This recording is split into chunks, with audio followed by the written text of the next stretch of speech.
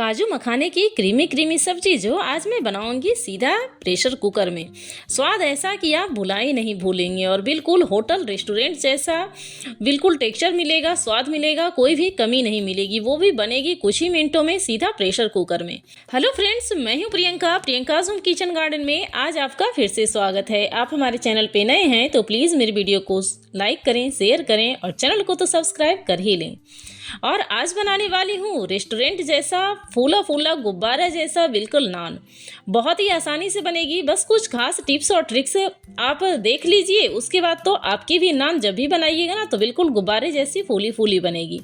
तो चलिए सबसे पहले ले लेते हैं यहाँ पर एक बड़ी सी थाली या परात। इसमें जब भी कोई भी सामग्री डालिए ना तो उसको माप कर ही डालिए। तो यहाँ पर मैं 2 कटोरी या 2 कप कह लीजिए मैं मैदा ली हूँ और 1 चम्मच ली हूँ मिल्क पाउडर, आधी चम्मच ली हूँ पीसी हुई चीनी, 1/4 चम्मच नमक डालकर सभी सामग्री को अच्छे से करना है मिक्स। सारी सामग्री को मैदा के साथ अच्छे से मिक्स करना बहुत ही ज़रूरी है। और जब सारी सामग्री मिक्स हो जाए ना तो बीच में यहाँ मैं बना लेती हूँ स्पेस। और इसमें मैं यहाँ पे डालने वाली हूँ कुकिंग ऑयल, या फिर आप कुकिंग ऑयल की जगह पे डाल सकती हैं घी, लेकिन हाँ सरसों का तेल का यूज़ बिल्कुल भी नहीं कीजिए। तो 2 चम्मच मैं यहाँ को डाल दी हूँ कुकिंग ऑयल। और यहाँ पर मैं डालने वाली हूँ 4 चम्मच दही। माप कर ही डालिएगा, अंदाजन न डालिएगा, नहीं तो वो जो गूंथती है ना आटा वो फिर खराब हो जाता है। और इसमें मैं डाल दी हूँ आधी चम्मच बेकिंग पाउडर। और सभी को फर्मेंट करने के लिए पहले बीच में जो सामग्री है दही, कुकिंग ऑयल और बेकिंग पाउडर, उसको अच्छी तरीके से कर लेते हैं मिक्स, ताकि अच्छे से फर्मेंट हो जाए। उसके बाद धीरे धीरे मैदा को भी मिक्स करते जाइए और अच्छे तरीके से मिक्स कर लीजिए मैदा में सारी सामग्री को।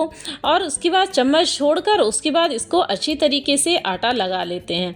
तो हाथों की सहायता से लगाइएगा ना तो आटा फटाफट से लग जाता है। तो इस तरीके से मैं देखिए यहाँ पर आटा लगा लेती हूँ। और अगर आपको कम लगे ना कि इसमें और भी ज़रूरत है, आटा अच्छे से गूंथ नहीं रही है, तो आप 1 से 2 चम्मच दही और यूज़ कर सकते हैं, लेकिन पानी का यूज़ यहाँ पर बिल्कुल भी ना कीजिए। और इस तरीके से डालकर देखिए अच्छी तरीके से मैं यहाँ पर आटा लगा देती हूँ।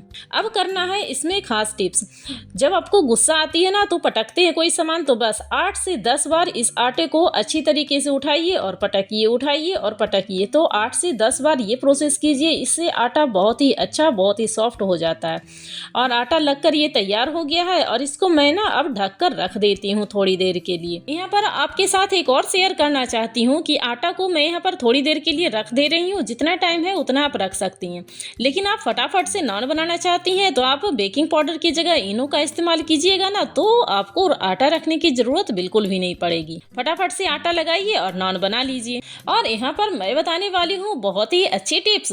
जिसके घर में दही ना हो तो आप नान कैसे बनाइएगा। तो आप नान बनाइएगा फटाफट से, दही रहे या ना रहे। तो यहाँ पर मैं 1 कप दूध ली हूँ और इसमें डाल दूंगी 1 चम्मच विनेगर, या फिर आप विनेगर की जगह नींबू का रस तो डाल ही सकते हैं। तो दोनों में से कोई भी एक सामग्री आप डाल दीजिए और अच्छे से कर दीजिए मिक्स। तो मिक्स करने के 5 से 7 मिनट के बाद ही देखिएगा ना इसका टेक्सचर बिल्कुल दही के जैसा हो जाता है और इंस्टेंट दही आपकी बनकर तैयार हो जाती है। बहुत लोगों को होता है ना कि दही खाना मना है या फिर दही से एलर्जी हो रही है, तो इस ट्रिक का इस्तेमाल करके आप कई सारी रेसिपी बना सकते हैं। इसमें विनेगर या नींबू का रस डालकर 5 मिनट में रखेंगे ना तो बिल्कुल दही की तरह हो जाएगा। और इस दूध को आप बहुत सारी ग्रेवी में, नान में, कुलचे में, केक में डालकर अपनी फेवरेट रेसिपी तैयार कर सकती हैं। तो चलिए इंस्टेंट दही भी बन गई, आटा भी गूंथ कर रख लिया। अब बनाते हैं सब्जी को, वो भी सीधा प्रेशर कुकर में। तो 1 टमाटर मैं काट कर डाल दी हूँ, 2 प्याज डाल दी हूँ छीलकर, 2 मिर्ची हरी डाल दी हूँ और यहाँ पर काली मिर्च, लौंग और 1 इलायची डाल दी हूँ। थोड़ा सा टुकड़ा दालचीनी का डाल दी हूँ। 1/4 कप डाल दी हूँ काजू और आधी कप डाल दी हूँ मखाने। और इसमें अब जाएगा आधी गिलास पानी और इसको ढक्कन लगाकर ना मैं यहाँ पर गैस पे चढ़ा देती हूँ। तो इस प्रेशर कुकर में 3 सीटी आने तक अच्छी तरीके से इसको पकाएंगे। गिन कर बनाइएगा, मात्र 3 सीटी लगाइएगा, उससे ज़्यादा नहीं। 3 सीटी लग गई है देखिए और अच्छी तरीके से ये ठंडा भी हो गया है। तो अब इसमें प्रेशर भी नहीं है, तो इस तरीके से मैं निकाल देती हूँ। आप देख रहे हैं कि अच्छी तरीके से बॉयल हो गया है। जो टमाटर के छिलके हैं ना उसको चिमटे से पकड़कर हटा लीजिए। और ये सभी काम जब अच्छे तरीके से प्रेशर निकल जाए ना तभी आप कीजिएगा। और जो सारी सामग्री है ना उसको अब मैं डालने वाली हूँ मिक्सर जार में। मिक्सर जार में डालकर सारी सामग्री को अच्छी तरीके से इसका फाइन पेस्ट तैयार करेंगे। तो फटाफट से डाल लेते हैं सारी चीज़ों को, क्योंकि काजू, मखाने, मिर्ची सभी अच्छी तरीके से पक गए हैं और सारी सामग्री मैं यहाँ पर ट्रांसफ़र कर दी हूँ मिक्सर जार में। ये बस ध्यान रखिएगा कि अच्छी तरीके से ठंडा होना चाहिए। और अब इसको चलाकर फाइन पेस्ट तैयार कर लेते हैं। और ये देखिए फटाफट से फाइन पेस्ट तैयार हो गई है ना, बहुत ही अच्छी क्रीमी क्रीमी ग्रेवी जैसी बिल्कुल पेस्ट तैयार हो गई है। अब गैस पे रखेंगे एक कढ़ाई, और कढ़ाई में मैं यहाँ पर डाल दे रही हूँ आधी चम्मच घी। यहाँ पर घी का ही इस्तेमाल कीजिएगा। और आधी कप डाल दी हूँ काजू, और काजू को अच्छे से गोल्डन ब्राउन होने तक धीमी आंच पे इसको भून लेंगे, क्योंकि भूनना बहुत ही ज़रूरी है। थोड़ा सा क्रंची हो जाता है ना तो बहुत ही अच्छा टेस्ट आता है सब्जी में। और इस तरीके से देखिए हल्की हल्की ब्राउन होने लगी है ना, बस गोल्डन ब्राउन हो जाए उतना तक ही भूनना है, ज़्यादा नहीं भूनना है। और अब इसको मैं ट्रांसफ़र कर लेती हूँ एक अलग सी प्लेट में। और अब मैं इसमें डाल देती हूँ आधी चम्मच घी और डाल देती हूँ। और अब इसमें मैं डालने वाली हूँ आधी कप मखाना। मखाने को भी अच्छी तरीके से भून लेंगे, ताकि जब सब्जी में इसका जाए ना टेस्ट तो वो क्रंच क्रंच बहुत ही अच्छा टेस्ट आता है। इसको भी अच्छी तरीके से घी में भून लेंगे, क्योंकि मखाने भूनने में घी की बहुत ज़्यादा ज़रूरत होती है, तो उतना ज़्यादा अपना डालिएगा। आधी चम्मच घी डालकर इसको अच्छी तरीके से लो फ्लेम पे भून दीजिए। तो ये भी भून गई है और इसको भी अलग से मैं प्लेट में निकाल लेती। अब बनाने वाली हूँ ग्रेवी वाले मसाले। तो आधी चम्मच मैं यहाँ पर कश्मीरी लाल मिर्च डाल दी हूँ, आधी चम्मच डाल दी हूँ हल्दी, और आधी 1 चम्मच डाल दी हूँ धनिया पाउडर। और अब इसमें मैं डालने वाली हूँ अदरक लहसुन का पेस्ट, जो मैं मिक्सर ग्राइंडर में बनाकर तैयार की हूँ। इस तरह से सारी सामग्री को मिक्स कर लेंगे, क्योंकि अभी भी ये अच्छी तरीके से मिक्स नहीं हुआ है। तब इसमें थोड़ा सा डाल देंगे, थोड़ा सा पानी, आधी चम्मच, और इसको अच्छी तरीके से मिक्स कर लेंगे। तब आप देखिए कि इसका फाइन सा पेस्ट तैयार हो गया है, बहुत ही अच्छा। अब गैस पे रखेंगे फिर से एक कढ़ाई, और उसमें डाल देंगे कुकिंग ऑयल। कुकिंग ऑयल में ही बनाइएगा, यहाँ पे सरसों का तेल का यूज़ नहीं कीजिएगा, नहीं तो स्वाद ना खराब हो जाता है। और इसमें डाल देती हूँ थोड़ा सा जीरा, और वो अच्छी तरीके से चटक गया है जीरा भी। और जो मसाला बनाई थी ना पानी के साथ मिक्स करके, वही वाले मसाला इसमें डाल देती हूँ। मसाला मैं पहले इसीलिए बनाई हूँ, क्योंकि जब सूखा मसाला डायरेक्ट ग्रेवी में डालेंगे ना तो मसाला जल जाएगा और वो भुनेगा है नहीं। तो इसलिए पहले ही मसाले को पानी में मिक्स करके अच्छी तरीके से भून लेते हैं। और देखिए जब मसाला अच्छी तरीके से भून जाए तब इसमें जो ग्रेवी बनाए थे काजू, मखाने, प्याज और टमाटर वाली, वही ग्रेवी अब इसमें मैं ट्रांसफ़र कर देती हूँ। और ग्रेवी के साथ अच्छे से मिक्स कर देती हूँ। जो मसाला मैं भुनी थी ना वही वाले अच्छी तरीके से मिक्स कर दीजिएगा, तो इसका कलर बहुत ही अच्छा आएगा। और देखिए मसाला भी लगभग भून रहा है ना, साइड से तेल थोड़ा सा छोड़ने लगा है और मसाला लगभग भून गया है। तो बिल्कुल इसी स्टेज पे अब मैं इसमें डालने वाली हूँ आधी कप दूध। आधी कप दूध इसलिए मैं डाली हूँ यहाँ पर, क्योंकि मैं यहाँ पर ना क्रीम का यूज़ नहीं कर रही हूँ। अगर जो आपको दूध डालने का मन नहीं है तो आप यहाँ पर क्रीम 2 चम्मच डाल सकती हैं। मैं क्रीम यूज़ नहीं कर रही हूँ, इसीलिए आधी कप दूध इसमें ऐड करती हूँ। और अच्छी तरीके से इसको मसाले को भून लेती हूँ मिक्स करते हुए।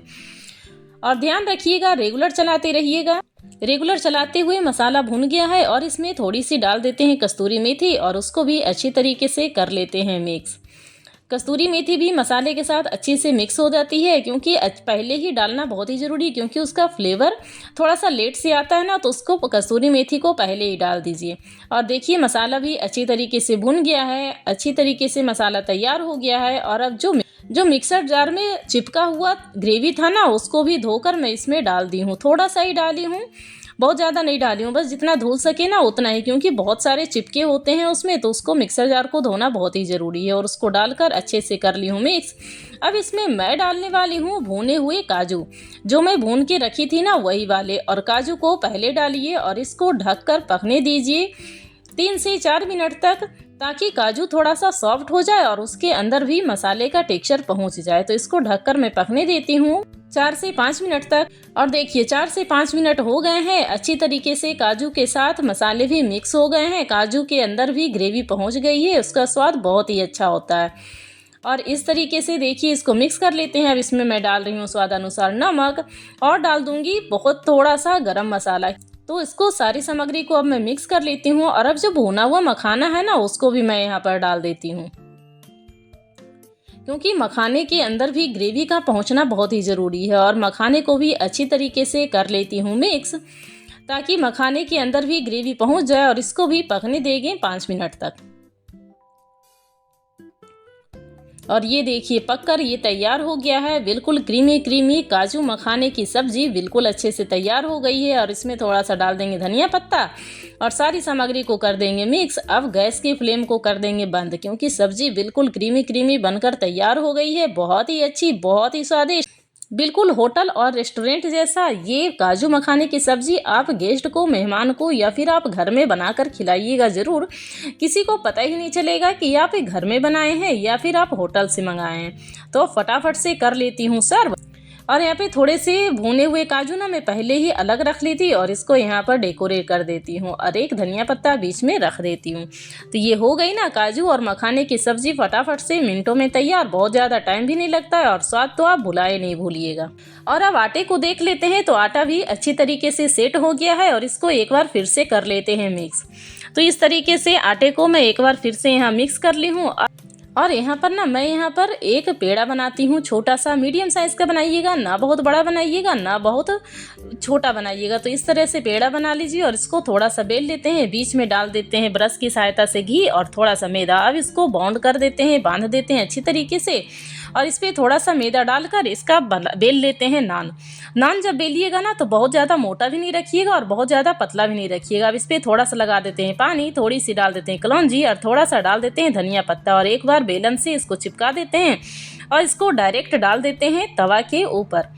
तो देखिए तवा भी अच्छी तरीके से गर्म है और इसको मैं यहाँ पर डाल दी हूँ और मिनटों में फूली फूली गुब्बारे जैसी नान बनकर तैयार हो जाती है बहुत ही अच्छी तरीके से। और ये देखिए थोड़ा सा घी डाले और ये नान गुब्बारे की तरह फूल कर ये तैयार हो गई है।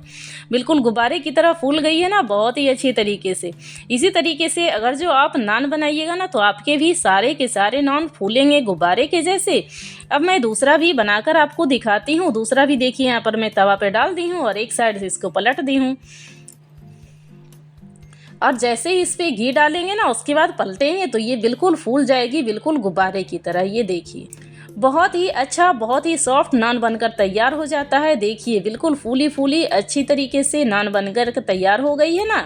तो आप ये रेसिपी बनाकर कब तैयार कर रहे हैं कमेंट बॉक्स में कमेंट करके बताइएगा ज़रूर। वीडियो के लास्ट तक बने रहने के लिए आपका बहुत बहुत धन्यवाद। Thank you friend, thanks for watching.